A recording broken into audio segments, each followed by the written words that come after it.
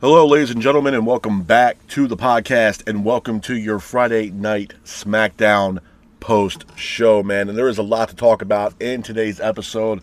Honestly, man, this is Smackdown has I've said this last week, I'm going to say it again this week, probably the worst 3 hours of all pro wrestling, man. We hear from Rhea Ripley leading up to her highly anticipated matchup with Jade Cargill at WrestleMania.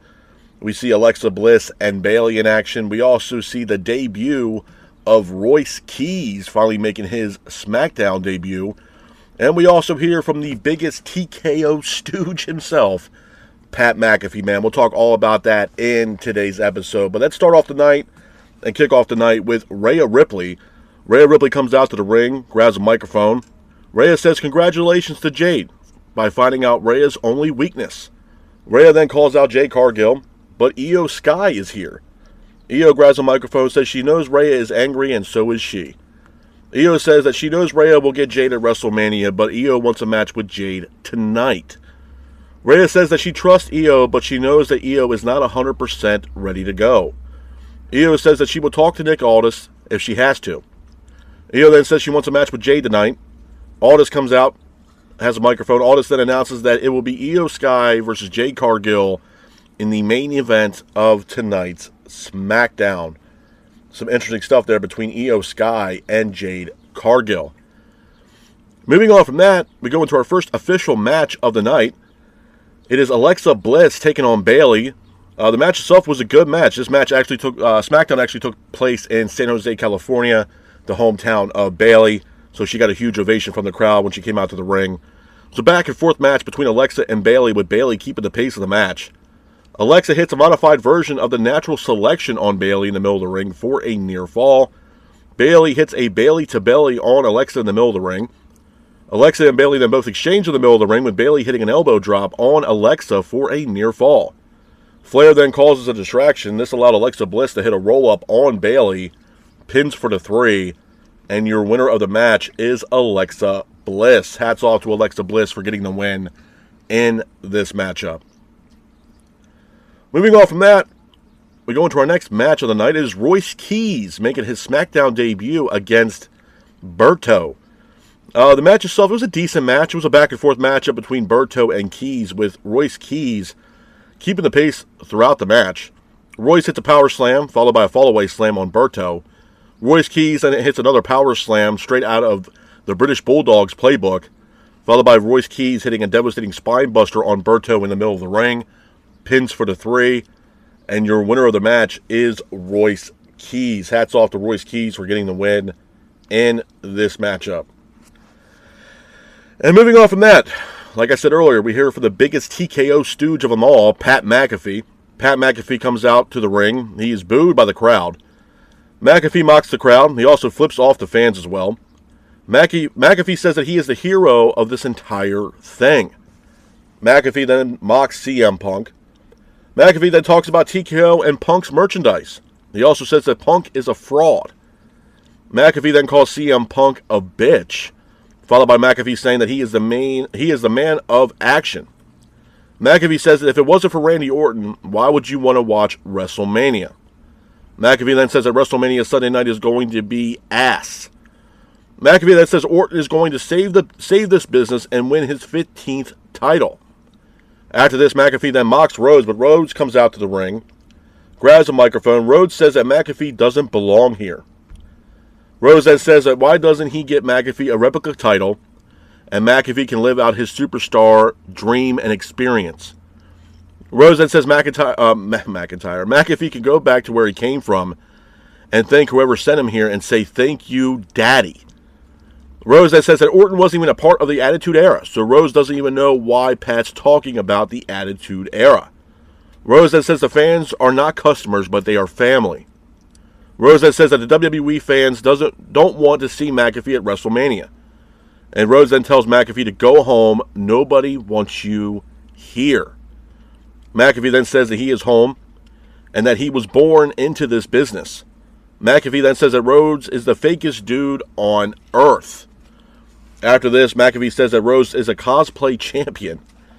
McAfee says that if Orton doesn't walk out as the new WWE champion, we will never see Pat McAfee ever again.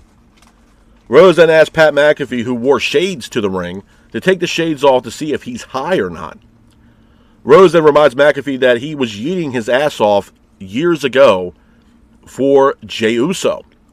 Rhodes then asked McAfee, if you're tired, does Gunther need to come out here to put McAfee to sleep? Rhodes then leaves the ring, and McAfee asks Rhodes, where are you going? To kiss Triple H's ass again?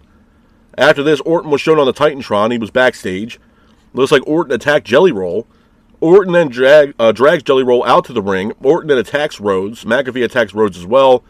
And Orton then hits Rhodes with the WWE title.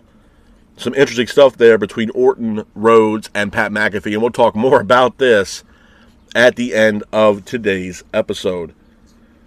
Moving on from that, we go into our next match of the night. Is Jacob Fatu taking on MFT's Tama Tonga. The match itself was a decent match. It was a back-and-forth match between Jacob Fatu and Tama, with Fatu keeping the pace of the match. Fatu sends Tama over the announce table to the outside. Fatu and Tama then both exchange in the middle of the ring, with Tama hitting a pedigree on Fatu for a near fall. Fatu then hits a Samoan drop. He goes to the top rope, hits a moonsault, landing on Tama Tonga in the middle of the ring, pins for the 3, and your winner of the match is Jacob Fatu. After the match, you can see McIntyre running through the crowd. He jumps over the barricade. He attacks Jacob Fatu, followed by McIntyre hitting a Claymore kick, taking out Fatu. McIntyre then hits Fatu with a chair shot, followed by a future shock DDT on the outside. McIntyre then cuffs Fatu to the ring post, and then McIntyre sends Fatu into the ring post, sending a message to Jacob Fatu leading up to their matchup at WrestleMania. Moving on from that, we hear from United States Champion Sami Zayn. Zayn comes out to the ring, but he's booed by the fans. Sami then talks about change. He says that his entire career, he has always tried to give the fans more than what they ask for. Sami then says he cares about the fans and that have been with him since day one. Sami then says he will never change. He also says he doesn't know what he did for the fans to boo him. But Sami says that he doesn't care.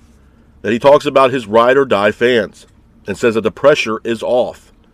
Sami then says he's willing to he's walking into WrestleMania as champion and walking out WrestleMania as champion. Trick Williams is here. He interrupts Sami Zayn. Trick Williams says that he thinks the fans are tired of Sami talking. Trick then mocks Sami. He says he calls Sami Zayn dirty. Trick says that he's going to beat Sami's ass at WrestleMania. Sami says that he thinks the fans like Trick Williams, but they don't love Trick Williams. Sami then says he's going to see if Trick is the future or not. After this, they're interrupted by Matt Cardona, which gets us into an impromptu matchup between Trick Williams and Matt Cardona. The match itself was a decent match. It was a back-and-forth matchup between Trick and Cardona, with Trick keeping the pace of the match. Trick hits a spin kick, taking out Cardona. Cardona then gets up, hits an unprettier on Trick Williams for a near fall. Little Yachty, who was ringside, attacks Sami Zayn. Zayn then hits a haluva kick on Yachty on the outside. Then Trick hits a trick shot, landing on Sami Zayn. Pins for the 3. And your winner of the match is Trick Williams. Hats off to Trick Williams for getting the win in this matchup. Moving on from that, we go into our next match of the night. Is Danhausen making his SmackDown debut, taking on Kit Wilson. The match itself, it was an okay match. It was a back-and-forth matchup between Danhausen and Kit Wilson, with Danhausen keeping the pace of the match. Danhausen hits a Northern Light suplex into a pin for a near fall. Danhausen then says that Kit is cursed. Pyro goes off in the corner. Danhausen then hits a big boot on Kit Wilson. Pins for the 3. And your winner of the match is Danhausen. Miz, who was ringside, he goes into the ring. He goes to attack Danhausen. But the lights go out and you can see Danhausen running up the ramp. So once again, Miz really can't get his hands on Danhausen. Danhausen kind of plays these little mind games with the Miz. Moving on from that, we go into our next match of the night. It's the main event of Friday Night Smackdown. It is Io Sky versus Jade Cargill. I thought it was a good match. It was a back-and-forth match up between Io and Jade, with Jade keeping the pace of the match. Jade then hits a Blue Thunder Bomb on Io in the middle of the ring for a near fall. Io hits a moonsault to the outside.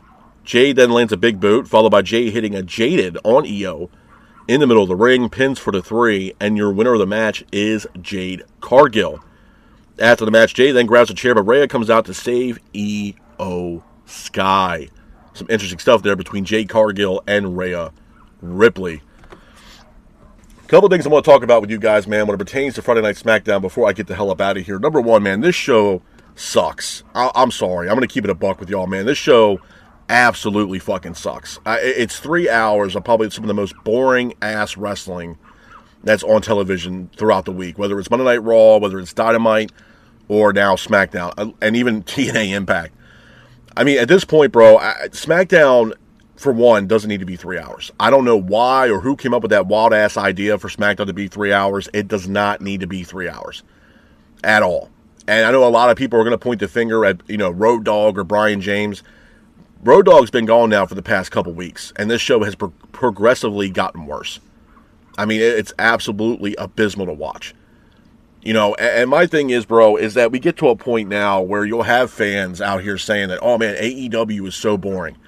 Bro, AEW is roughly 2.5 hours long, give or take, with a 30-minute overrun. And I'm not sitting here saying that Dynamite's a lot better or immensely better than, SmackDown. But for those people that are shitting on Dynamite compared to SmackDown, man, it is night and day. I'm sorry. SmackDown is fucking boring. It's 3 hours every Friday night, no storylines, no progression, no intrigue. I mean, hell, there was even an ad on Friday Night SmackDown where they're running it back between the MFTs and the Wyatt Six. You got nothing else for these guys to do but to face off against each other every fucking week. It's fucking boring, man. I mean, for the longest time, for weeks, it was Uncle Howdy going up against Solo or trying to get to Solo to get the damn lantern back. And now that the Wyatt Six had the lantern back, now you want to run it back with the MFTs? Why? Because you guys have nobody else. And not for nothing, the Wyatt Six experiment, man, has come to an end. I'm sorry. It's not, and I said this before, look, I respect the hell out of Bo Dallas. And I understand that you're trying to, keep the legacy alive of Bray Wyatt. And trying to keep the momentum that's there of the late, great Bray Wyatt. But not for nothing, Bo Dallas is not Bray Wyatt. It's just not. I understand, they're trying to keep it going and trying to keep, the name alive and the symbolic of what it meant for the wrestling fans and the WWE universe of what Bray Wyatt meant. But Bo is no Bray. I'm sorry. Might be a hot take for a lot of people, man. But right now, I can honestly tell you that the Wyatt Six do not play a significant role on SmackDown. They just don't. And the main reason why they don't make a significant impact on SmackDown is because you have these people facing the same fucking team every single goddamn week on SmackDown, being the MFTs. It's getting old, man. You can see Tama Tonga having his frustrations with Solo. Look, I think Tama should leave and go on a singles run and go after the U.S. title. They've been teasing this matchup now between Tama and Shinsuke Nakamura. Tama Tonga needs to leave the MFTs. I think the MFTs are also a failed experiment. It does not fucking work. It's over. You have Royce Keys making his debut, which we'll talk about here in a second, and Solo approaching Royce Keys about the history that them two have on the Indies. Yeah, it's definitely a match I want to see between Solo and Royce Keys. Absolutely. But the MFTs and the Wyatt Six, that experiment has run its fucking course, man. The well has run dry, bro. It's like trying to get blood from a stone at this point. It's over. Nobody legitimately gives a shit now about the Wyatt Six or the MFTs. I sure as hell don't. And after that was announced, I'm like, bro, you got to be fucking kidding me, man. Like, there is literally SmackDown is lifeless. It's so fucking boring. It honestly is. And I said this from the jump, even with Obafemi, that Obafemi should go to SmackDown because, bro, they need somebody to bring a little limelight into SmackDown, bro, because Cody Rhodes and Drew McIntyre and those guys, it's not doing it. The women's roster on SmackDown is fucking abysmal. The tag team division's fucking awful. There's no really legitimate main event scene right now. No people, oh, they got Drew, oh, they got Cody, bro. It's the same shit every fucking week. Jay got Fatu against Drew, or Drew against Fatu, or Drew against Cody. It's the same fucking thing every week, man. It gets old. The other thing I want to talk about, too, with you guys, man, obviously the elephant in the room is Pat McAfee. Pat McAfee, I didn't watch the SmackDown episode when Pat McAfee ended up joining Alliance with Randy Orton. I was on vacation, but I got the news and I seen the clips of it, and a lot of people were not happy. And then we saw Pat McAfee on this SmackDown, cutting one of the worst promos of all time. Pat McAfee, bro, look, first and foremost, Pat McAfee does not need to be involved in this matchup between Randy Orton and Cody Rhodes. There is a 20-year, friendship here between these two gentlemen, between Randy Orton and Cody Rhodes. That whole friendship alone over 20 years sells itself. We do not need to add the likes of Pat McAfee to this match. If anything, adding Pat McAfee to this damn match between Orton and Rhodes made this match worse. To a point where this might be the third best, I guess, main event, if you want to call it that, on WrestleMania next weekend. I would put Punk and Reigns and Obafemi and Brock Lesnar number 2. And that's being generous right now because we don't know what's in store between Brock Lesnar and Obafemi. This match for Cody and Orton took a shit. A massive shit. Because they added the likes of Pat McAfee. And for those fans out there, Pat McAfee adds something to this match. He adds what? Star power? Pat McAfee can't even draw flies to shit at this point. What, to sell tickets? Now, I mean, McAfee came out and made a huge announcement now that WrestleMania tickets are down 25% off. WWE right now, bro, are in the shit house, man. Especially going into WrestleMania season. This might go down as one of the worst WrestleManias of all time. Depending on how this plays out. And you know, when Pat got involved in this shit between Rhodes and Orton, you know who I felt bad for, bro, legitimately? Cody Rhodes. Because Cody Rhodes is trying to turn chicken shit into chicken salad, and right now, it ain't working. We're also talking about the same guy that was involved in a John Cena matchup that, you know, what the hell was the guy's name? That got involved in the matchup. I can't remember the guy's name for some reason. Who got involved in the matchup and it turned into shit. Absolute shit. And my thing is, here we are again, back to the same old bullshit for Cody Rhodes, having somebody involved in a matchup that doesn't need to be involved. At all. Pat McAfee is the biggest TKO Stooge that's out there. Ari Emanuel is this guy's agent, bro. I mean, Ari Emanuel was the guy who pulled the plug on pulling McAfee out of whatever the hell he was doing to have him a part of this main event at WrestleMania. Why? To draw the star power, to sell tickets? Like I said, bro, at the end of the day, McAfee can't draw flies to shit. I'm sorry. Look, I respect the hell out of Pat McAfee and what he does for the ESPN scene and what he does for college football. Yeah, I think he's great. I think he's awesome. I also thought they brought in Pat McAfee because Lee Corso was on his way out to retire for College Game Day. And they needed somebody to bring in some fans to watch College Game Day, if I'm being honest. And we know he has his podcast. I understand that. I get that. He runs a successful podcast, and he's great on College Game Day, bro. He doesn't need to be in the WWE confines. I mean, Rhodes blasted McAfee to a point where he was 100% accurate and correct. Here this guy comes in as a heel, but for years he was yeeting his ass off when Jey Uso came out to the ring. Celebrating with Jey Uso. Hell, he even celebrated with Cody Rhodes when he won the Universal title and beating Roman Reigns. Now you want to turn this guy heel. Why? Because you want to save the business? The business from what? The business needs to be saved from TKO, Ari Emanuel, and the likes of Pat McAfee. Because TKO is destroying WWE, bro. The ticket prices alone are laughable. I told you guys this a week ago that there was a guy I saw on TikTok trying to buy a ticket or just see if the ticket prices went down. And I think it was a second row seat at WrestleMania in Vegas at Allegiant Stadium this year where the Las Vegas Raiders play. And that second row seat would have cost that person almost $17,000 goddamn dollars to sit at WrestleMania. You had to sell your goddamn soul to watch WrestleMania this year, which honestly WrestleMania looks like dog shit. It's fucking laughable. And you want to charge people almost $17,000 for a ticket in today's economy. It's fucking laughable. And that's one where with AEW and Tony Khan, they strike with the irons hot. You don't have to sell your soul to go to an AEW event.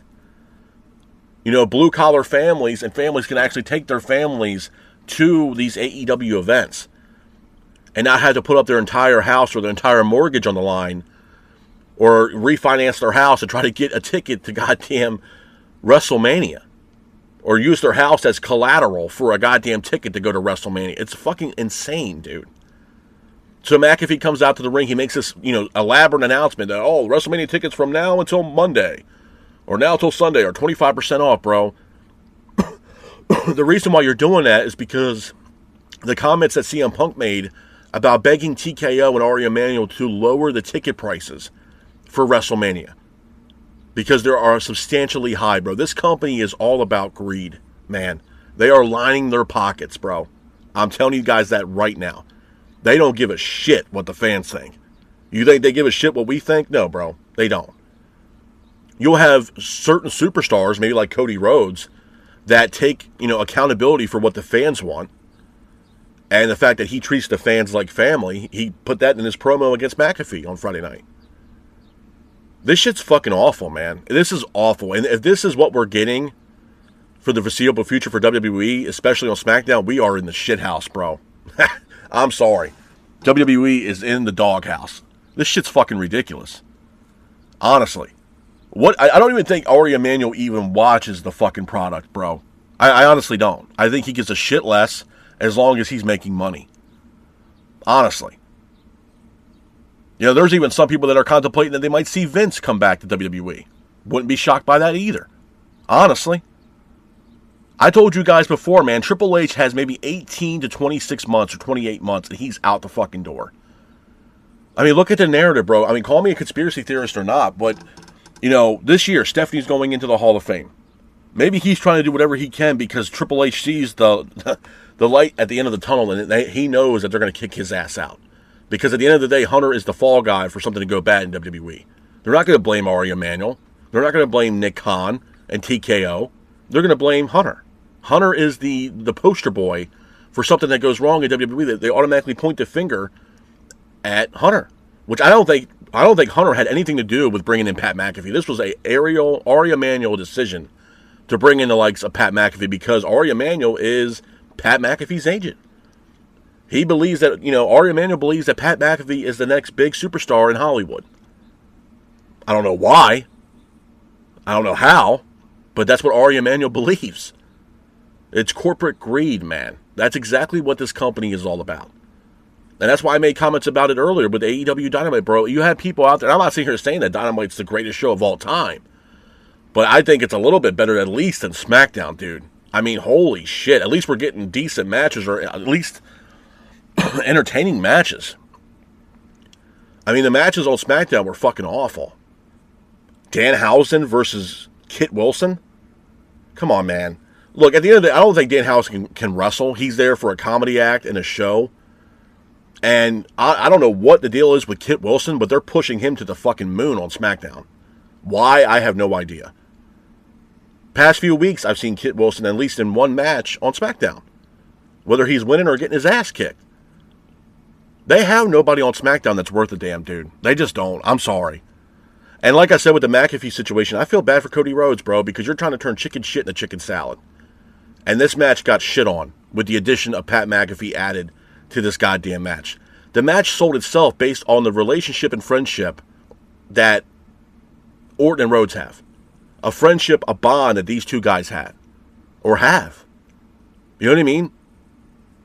When Rhodes came into the business, one of the first matches he had was against Orton. We all remember Legacy, when it was Orton, Rhodes, Ted DiBiase Jr. I thought it was an underrated stable.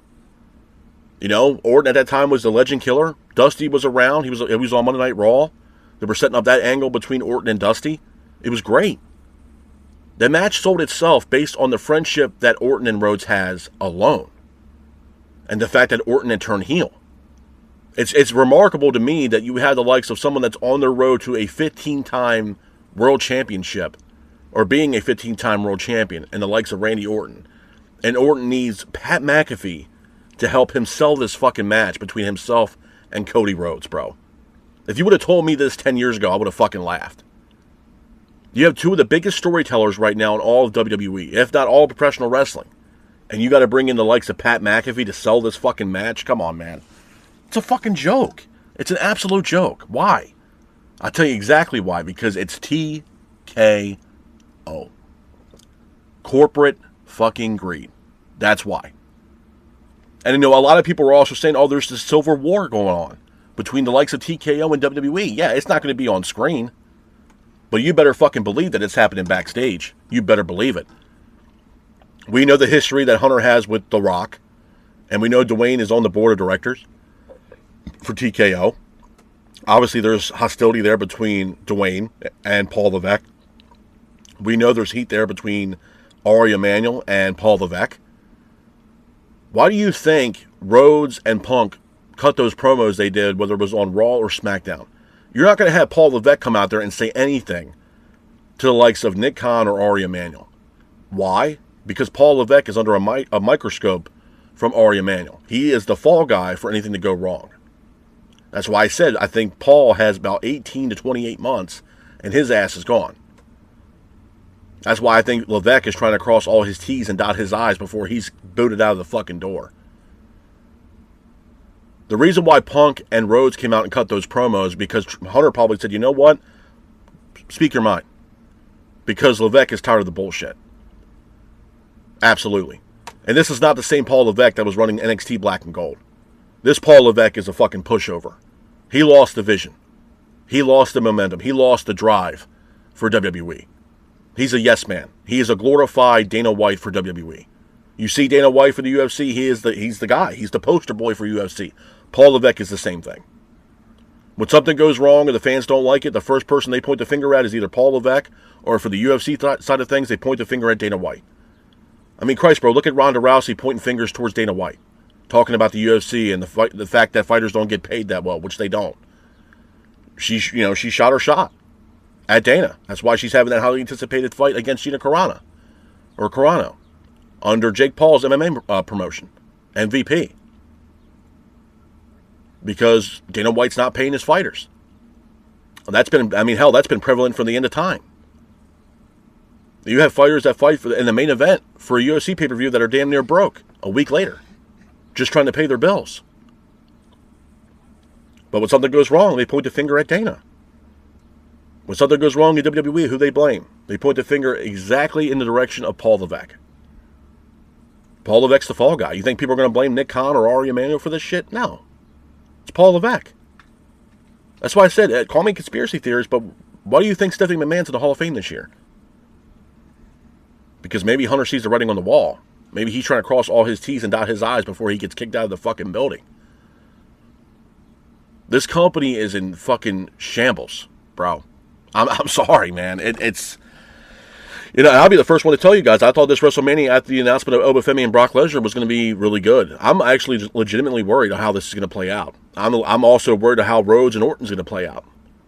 And like I mentioned earlier, with the Civil War going on backstage, yeah, we're not privy to see it, sure. But you better fucking believe that something's going on backstage. Absolutely. Look at the promo that Rhodes cut. Look at the promo that Punk cut. Lower the ticker prices. Talking about TKO. Rhodes made comments about TKO. Behind the bush, sure. About the people that represent Pat McAfee, and then Rhodes said that they can kiss his ass. These two guys are frustrated with how this company is being run. These guys are frustrated with the fact of how WrestleMania is playing out this year. And like I said, the person I feel bad for the most is Cody Rhodes. Because once again, you're back into this same bullshit. And I remember the guy's name, Travis Scott. And we all saw how that fucking played out for Cody Rhodes.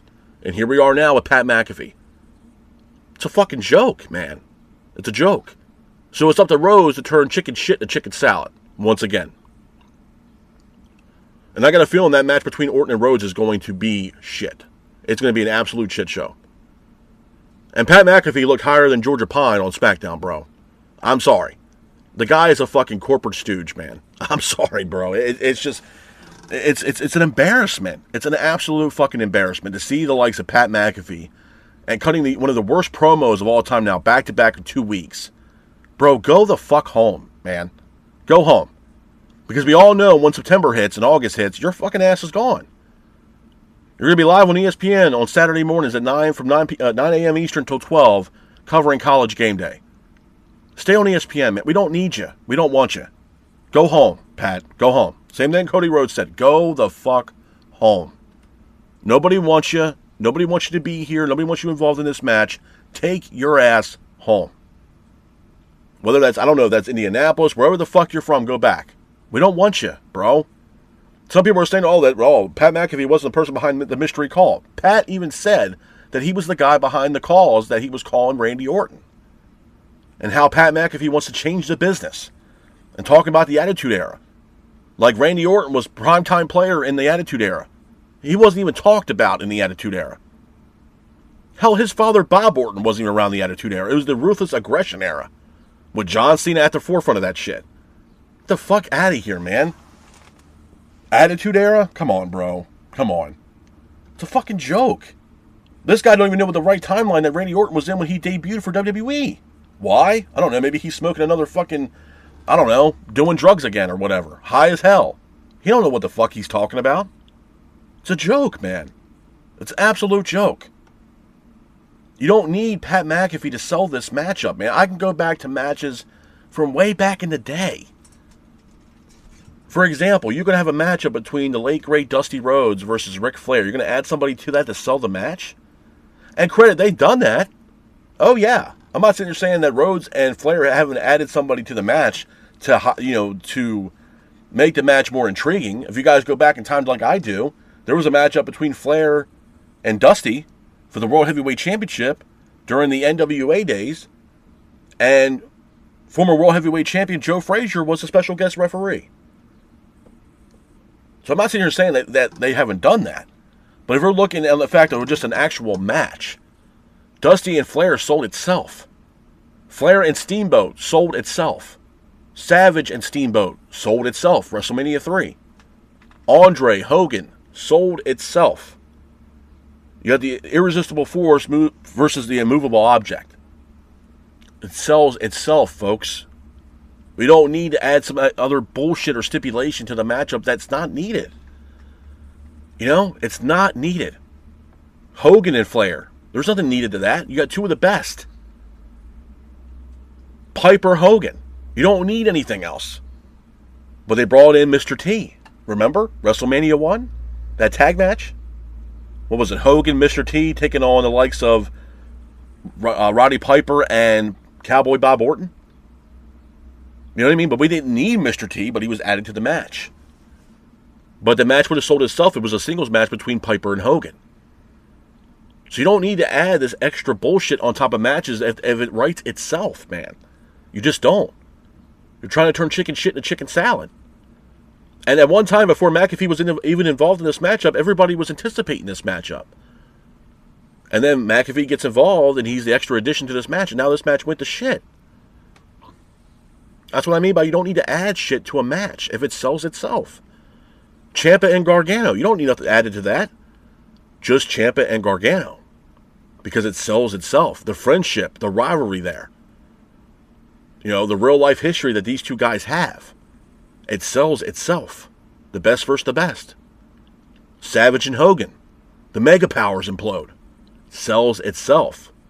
Now, yes, was Miss Elizabeth a part of that match? Sure. She was a part of that story. Because Savage thought that Hogan was getting close to Miss Elizabeth. So then we had the mega powers implode. And we have Hogan versus Savage. Pat McAfee's not even a part of this fucking story that makes sense. Oh, yeah, I was calling Randy Orton to reminding Orton who he really is as a world champion. Or a former world champion. Yeah, sure, Pat. That's what we need. Come on, bro. I was calling Randy Orton collect just to let him know that, who he is and remind him who the hell he is. He's a legend killer. He's the Viper. Randy Orton. Give me a fucking break, man. It's a joke, folks. It's a joke. For example, look at Obafemi versus Brock Lesnar. There's no need to add anything else to this. It's perfect in itself. You have two Goliaths. The Beast versus the Ruler.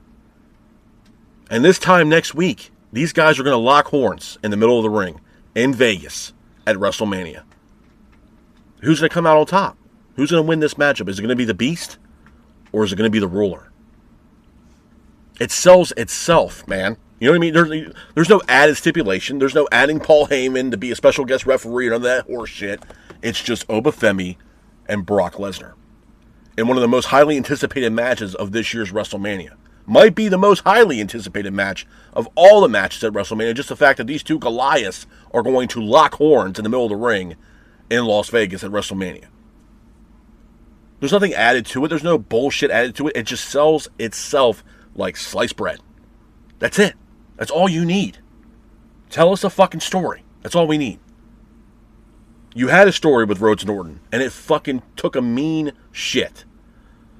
Because you added the likes of Pat McAfee, the TKO dumbass, the TKO Stooge. Come on, man. I mean, it's a fucking joke, bro. And I get it. I told you guys this last week. You see Jelly Roll on SmackDown. You see, Pat McAfee. We've seen I Show Speed. I get that WrestleMania always has some kind of celebrity appearances during WrestleMania weekend. It's been that since the tail of time, bro.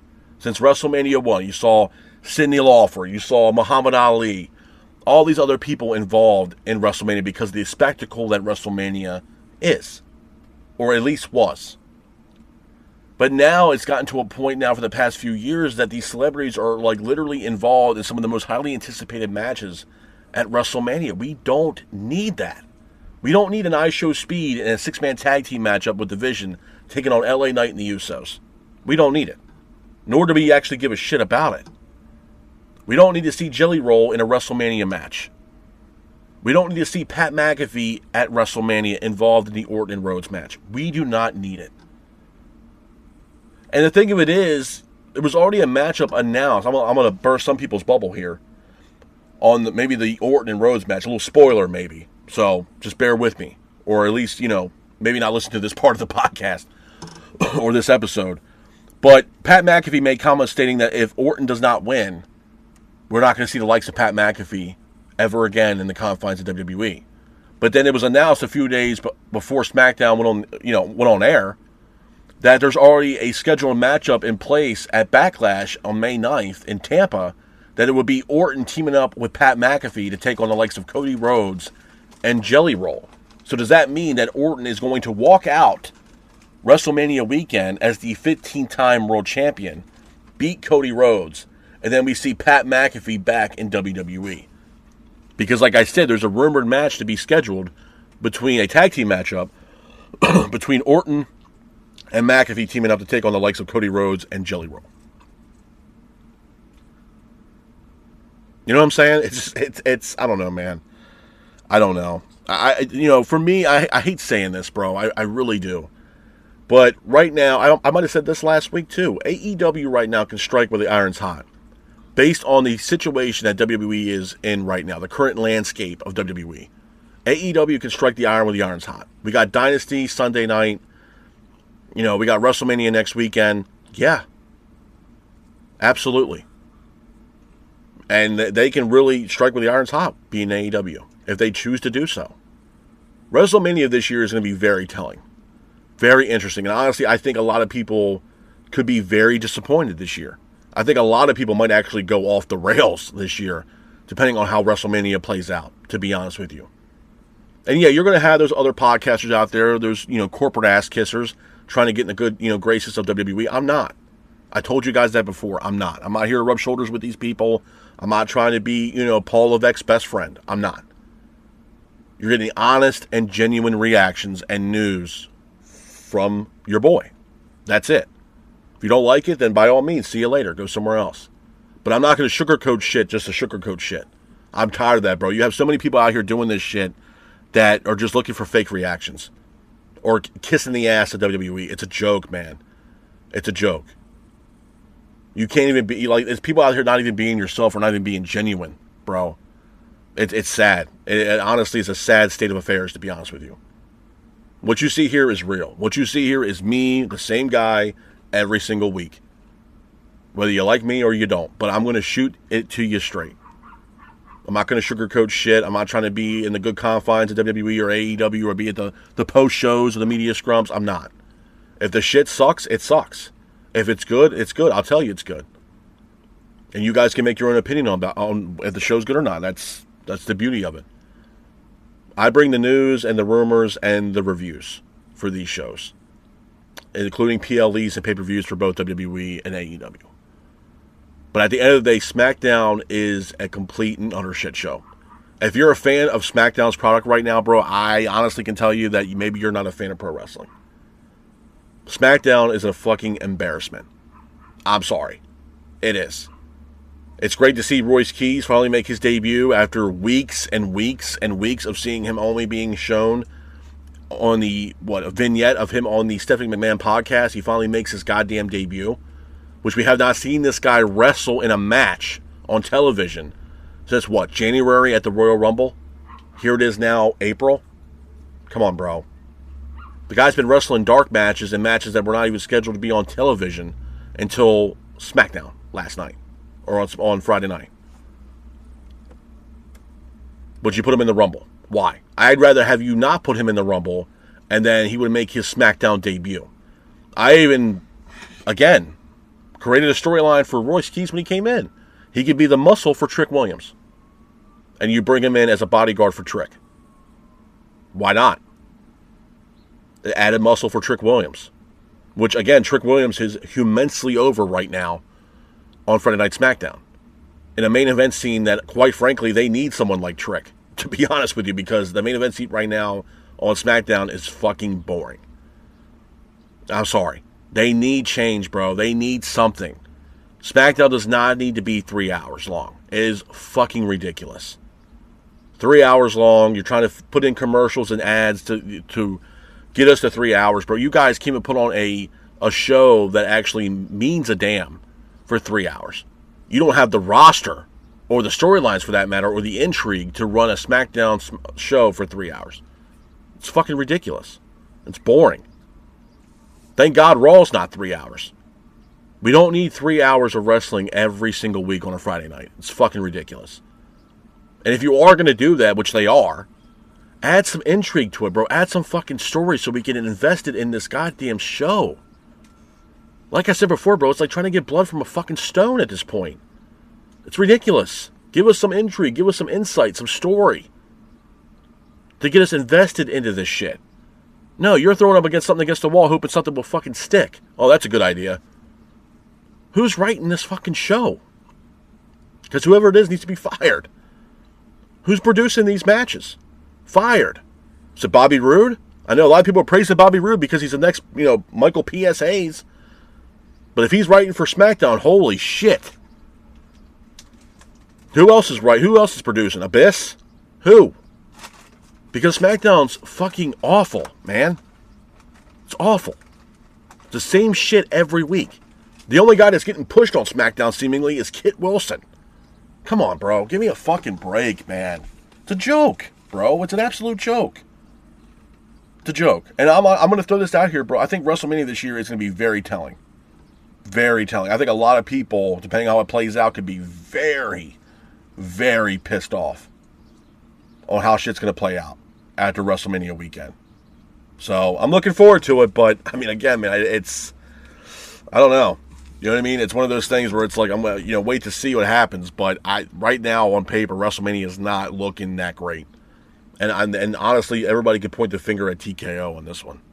Especially with the Pat McAfee situation added to the Cody Rhodes-Randy Orton match. That's a shitty-ass decision to make, to bring in the likes of Pat McAfee, only because Ari Emanuel believes that Pat McAfee is the next biggest Hollywood star out there. Come on, bro. Give me a fucking break. It's a joke, man. It's an embarrassment. It's an embarrassment.